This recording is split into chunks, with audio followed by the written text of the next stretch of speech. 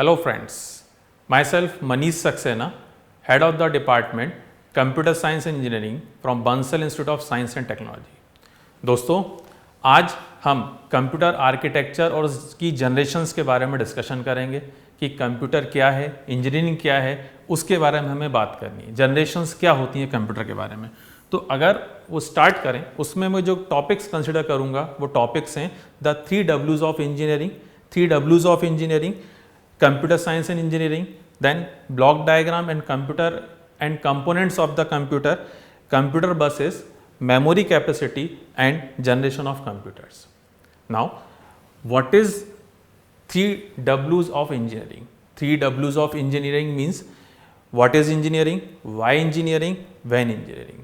What is engineering means engineering क्या है? Engineering is a practical, that is branch of science and technology connected with design, building, uses, engine, machines, structure, etc. etc. Then why engineering? Tomorrow's generations के लिए आज engineering की बहुत ज़रूरियत है। चाहे कोई भी फील्ड हो, उसमें आपका इंजीनियरिंग बहुत इंपॉर्टेंट है। आप इंजीनियरिंग स्किल करके एक ह्यूमंस के लिए एक ऐसी चीज़ डिज़ाइन करते हो जिसकी उसकी लाइफ सिंप्लिसिटी हो। उसके लिए आपको नॉलेज चाहिए, उसके लिए आपको प्रैक्टिकल बैकग्राउंड चाहिए। When you will appear in engineering, engineering आप कब कर सकते हैं? जब आप 12th पास हो, 12th में आपका PCM सब्जेक्ट हो और उसके साथ साथ में PCM it's a essential subject, उसके साथ साथ में आप coding capability, skilling capability, observation और आपकी जो भी इसमें गुड लिसनर ये चीज़ होना चाहिए। That is the basic concept of the engineering. Now computer science of engineering क्या है?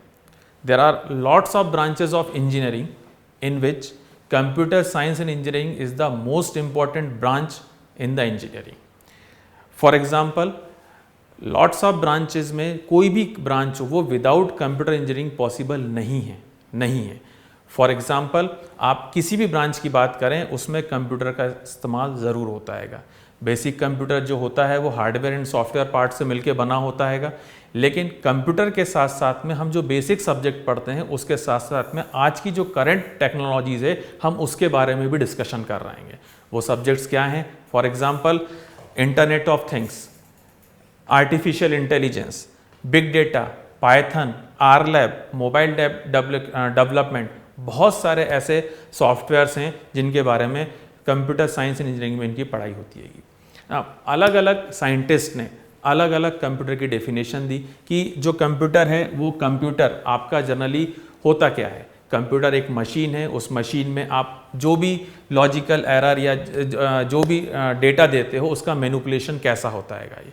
तो अलग अलग साइंटिस्ट के हिसाब से जो डेफिनेशन होगी वो अलग रहती है, लेकिन computer is a machine which performs arithmetic and logical operation. Now actual definition of computer क्या होती है? एक्चुअल डेफिनेशन ऑफ कंप्यूटर जो होती है, computer is a electronic device which consist of IPO. IPO means what? That is input, process and output. Basic block diagram of computer consists of 3 blocks. What is that? That is input devices, CPU, then output devices. अब input devices computer में क्या क्या होते हैं? As we know, computer में keyboard, mouse, that is input devices. Then output devices, for example, output devices जो आपके होते हैं वो आउटपुट डिवाइसेस में स्पीकर हो गया, मॉनिटर हो गया, आपका हेडफोन हो गया, प्रिंटर हो गया, these are the output devices. ये now basic block diagram of computer is consist of CPU, that is central processing unit. अगर इस सेंट्रल प्रोसेसिंग यूनिट वाले ब्लॉक डायग्राम को मैं अपने ह्यूमन बॉडी से कंपेयर करूं, जस्ट लाइक आवर माइंड, जो माइंड है वो CPU की तरह काम करता है। अगर मैं आपको कोई भी क्वेश्चंस दे रहा हूँ, कुछ दे रहा हूँ, तो आपका माइंड इमीडिएटली कैलकुलेशंस करना शुरू कर देता है। सिमिलरली अगर मैं कंप्यूटर को कोई भी कैलकुलेशन करने को दे रहा हूँ तो वो सबसे पहला कैलकुलेशन CPU के पहले part, that is arithmetic logic unit में परफॉर्म होता है। अर्थमेटिक लॉजिक यूनिट क्या है? जो इनपुट लेती है, उसका प्रोसेस करती है और उसके आउटपुट में आके स्टोर कर देती है। व्हाट हैपन, अगर किसी प्रोसेसर की ALU 8 बिट की है, दैट मीन्स वो एक साथ 8 बिट के operation at a time perform कर सकता है। जैसे जैसे ALU की कैपेसिटी इंक्रीज होती चली जाएगी उस प्रोसेसर की स्पीड फास्ट होती चली जाएगी। फॉर एग्जांपल अगर किसी हॉस्पिटल में एक ऑपरेशन थिएटर है, दैट मीन्स व्हाट, कि वो एक ऑपरेशन एक बार में कर सकता है। बट अगर उसके पास में 2 ऑपरेशन थिएटर होंगे तो वो 2 ऑपरेशन एट अ टाइम कर सकता है, दैट मीन्स उसकी स्पीड इंक्रीज हो जाएगी। उसी तरीके से अगर ALU के नंबर ऑफ बिट्स बढ़ते चले जाएंगे, उसकी स्पीड फास्ट होती चली जाएगी। Now second block of CPU is control unit. Second block of CPU is of control unit. Control unit क्या है? अभी जैसे अपन ने डिस्कशन करा कि ALU पूरे के पूरे अर्थमेटिक और लॉजिकल ऑपरेशन परफॉर्म करता है, लेकिन उस लॉजिकल ऑपरेशन या अर्थमेटिक ऑपरेशन परफॉर्म करने के लिए कुछ ना कुछ कंट्रोल सिग्नल्स हमको देना पड़ते हैं। वो कंट्रोल सिग्नल कौन देता है? Control signal that is provided by the control unit. Control unit किस किस को कंट्रोल करती है? दैट इज मेमोरी, ALU और साथ में IO devices. IO devices means input and output devices. ठीक है, मेमोरी हम नेक्स्ट वीडियो में डिस्कस करेंगे कि मेमोरी होती क्या है और कितने उसके टाइप्स होते हैं। यहाँ पे छोटा सा हम उसका इंट्रोडक्शन देखेंगे। Now third block is of memory unit. Memory means what? Memory is a device which stores the data in the form of 0101, that is binary format में मेमोरी अपने अंदर डेटा स्टोर करता है। ये अब मेमोरी के जो टाइप्स हैं, बेसिक ब्लॉक डायग्राम ये बना हुआ है जिसमें मेमोरी को 3 पार्ट में डिवाइड करा गया है।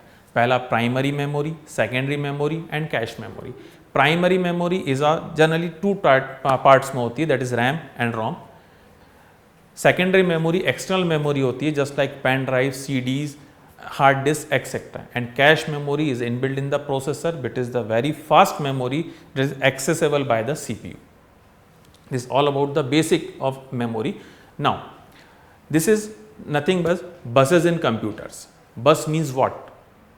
अभी हमने बोला कि जो कंप्यूटर है वो कंप्यूटर का basic block diagram basic 3 block से मिलकर बना है, that is input device, CPU and output device. अब इनके बीच में जो डेटा ट्रांसमिट होता है वो डेटा ट्रांसमिशन किसके थ्रू होता है? With the help of buses. Buses जो होती हैं वो सिग्नल को in the form of electrical signals के थ्रू वो डेटा ट्रांसफर करती हैं। अब जो बसेस होती हैं वो बसेस जनरली 3 टाइप्स की हैं। 3 टाइप्स कौन कौन से हो गए? कंट्रोल बस, एड्रेस बस, डेटा बस। ये जो प्रोसेसर है उस प्रोसेसर को आपस में कनेक्ट होती है, इनको जो भी डेटा शेयर करना है with the help of these buses करता है। फॉर एग्जाम्पल डेटा बस का यूज डेटा को ट्रांसमिट करने के लिए यूज करा जाता है, either in between CPU to memory और memory to IO device and any devices. And what about the use of address bus? Address bus is use for address of memory location as well as address of IO devices. किसी भी processor की memory capacity depend करती है आपकी address bus के ऊपर। उसमें address line जितनी होंगी उतनी उसकी मेमोरी कैपेसिटी होगी। Now what do mean by control buses? जैसे अगर मैंने बोला मुझे मेमोरी से डेटा रीड करना है या मेमोरी में डेटा स्टोर करना है, रीड करना है तो कौन सा कंट्रोल सिग्नल यूज हो रहा है? That is reading control signal. और अगर मुझे डेटा राइट करना है तो कौन सा सिग्नल यूज हो रहा है? That is writing signal. तो for that control signals generated by this the control bus. Now memory capacity, अभी जैसे मैंने आपको बताया कि कोई भी प्रोसेसर के साथ में आप जो मेमोरी कनेक्ट करते हैं उसकी कैपेसिटी डिपेंड करती है उसकी एड्रेस बस के ऊपर। और मेमोरी जो कैपेसिटी होती है that is maximum capacity which can be a processor can handle. For example अगर कोई एक 8 बिट का प्रोसेसर है तो उसके साथ हम जो टोटल मेमोरी कनेक्ट कर सकते हैं that is of 256 byte. 256 byte कैसे आया? As we know, computer only understand the binary language, that is base of 2, 8 bit 2 की पावर 8, that is 256 बाइट। अगर आप इसी तरीके से ALU की कैपेसिटी बढ़ाते चले जाएंगे, that is 16 bit 20 bit, then आप 2 की पावर 16 करेंगे, that is known as 65,536 bytes, that is nearly equals to 64 KB। और एक ये प्रोसेसर है 8085, ये उसकी मैक्सिमम मेमोरी कैपेसिटी है, मैक्सिमम मेमोरी कैपेसिटी है आपकी। ठीक है, उसी तरीके से अगर एक ALU है जिसकी कैपेसिटी आपकी सपोज 20 बिट्स की है तो उसके साथ जो मेमोरी कनेक्ट होती है उसकी कैपेसिटी आती है टोटल कितनी? 1 MB। 1 MB मीन्स कितना? 10,48,576 लोकेशंस। ठीक है, अब जैसे जैसे ये मेमोरी में आपके प्रोसेसर में एड्रेस लाइन्स बढ़ती चली जाएंगी, इसकी मेमोरी कैपेसिटी बढ़ती चली जाएगी।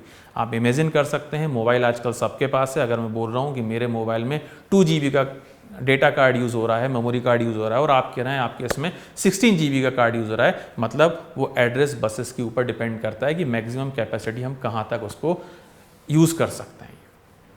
नाउ अब हम आते हैं जनरेशन ऑफ कंप्यूटर्स के ऊपर। जनरेशन ऑफ कंप्यूटर क्या, कंप्यूटर कहाँ से आया, आदमी ने कहाँ से सोचा कि बनाने के लिए कि मुझे कंप्यूटर चाहिए। बेसिकली सबसे पहले जो कंप्यूटर स्टार्ट हुआ वो कंप्यूटर स्टार्ट हुआ मैकेनिकल जनरेशन से। मैकेनिकल जनरेशन क्या थी, जिसमें कोई भी इलेक्ट्रॉनिक्स का पार्ट नहीं था।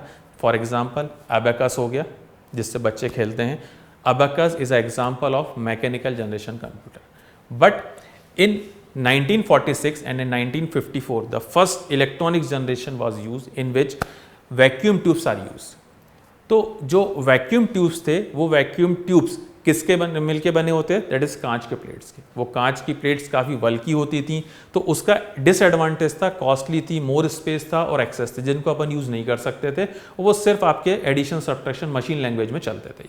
और उसके एग्जाम्पल थे IBM 700 एनिक समथिंग।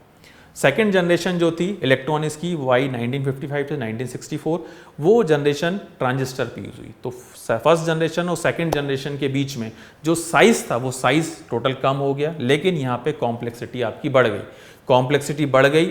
और इस वाले जनरेशन में जो आपने लैंग्वेज यूज़ करी वो लैंग्वेज आपने कौन सी यूज़ करी, assembly language programming, assembly language programming. Now in third generation में मैंने उन सभी ट्रांजिस्टर्स को एक सिंगल सिलिकॉन चिप के ऊपर माउंट कर दिया, वो चिप कहलाई मेरी IC जनरेशन। थर्ड जनरेशन ये सबसे फास्ट हो गया, साइज स्मॉल हो गया, इसमें आपने limited storage capacity, that is a disadvantage था इसका ये। फोर्थ जनरेशन में हमने क्या करा, VLSI चिप्स का यूज़ करा। What do you mean by VLSI? VLSI मतलब very large scale integration chips. उसमें हमने क्या करा, जो अलग अलग चिप्स थी उसको फिर से एक कॉमन सिलिकॉन चिप के ऊपर बर्न कर दिया। इस केस में साइज और कम हो गया, फास्ट हो गया, पावर डिसिपेशन कम हो गया, और आप इसमें more than one computer processor आप इसमें यूज़ करने लगे। अब माइक्रो प्रोसेसर का भी एक डिसएडवांटेज था कि माइक्रो प्रोसेसर अकेला कोई काम नहीं कर सकता। उसके लिए आपने क्या करा कि एक ही प्रोसेसर के साथ में डिफरेंट पेरिफेरल चिप्स आपने उस कॉमन सिलिकॉन चिप के ऊपर बर्न कर दी। वो जनरेशन आपकी कहलाई कौन सी generation, that is of fifth generation, that comes under ULSI। ULSI मतलब ultra large scale semiconductor integration IC। ठीक, that is the basic generation of the computer. अब हम अपने नेक्स्ट वीडियो में regarding memory, regarding addressing mode, regarding interfacing की हम बात करेंगे। तो दोस्तों हम अपने नेक्स्ट वीडियो में related addressing mode, types of instructions और एड्रेसिंग फ्लैग्स की हम बात करेंगे कि ये चीज़ें होती क्या हैं। इस वीडियो में इतना ही, नेक्स्ट वीडियो के लिए अपन मिलते हैं। Thank you.